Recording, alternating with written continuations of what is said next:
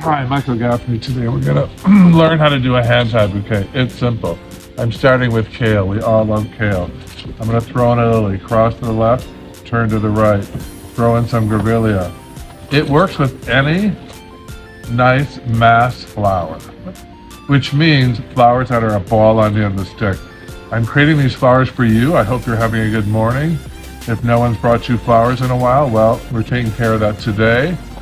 These are for you. They're Asiatic lilies. I'm adding some kale and just cross to the left. Can you see what I'm doing? Cross to the left, turn to the right.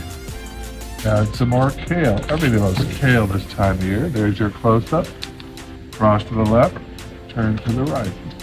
I'm going to add some more grevillea. I'm going to add some of my wheat, dark wheat, to this design as I'm going along.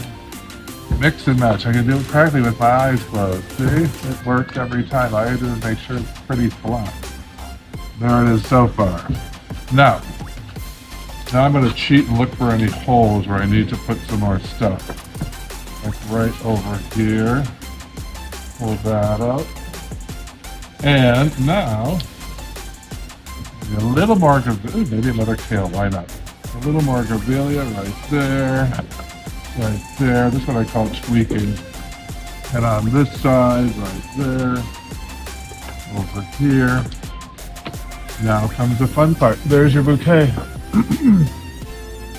Has your bark covered wire.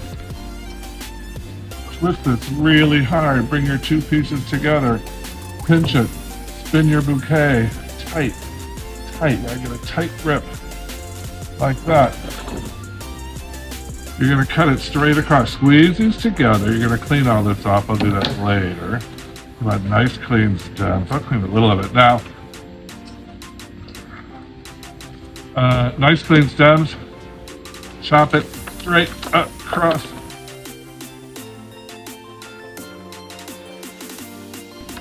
Cut it straight across like that.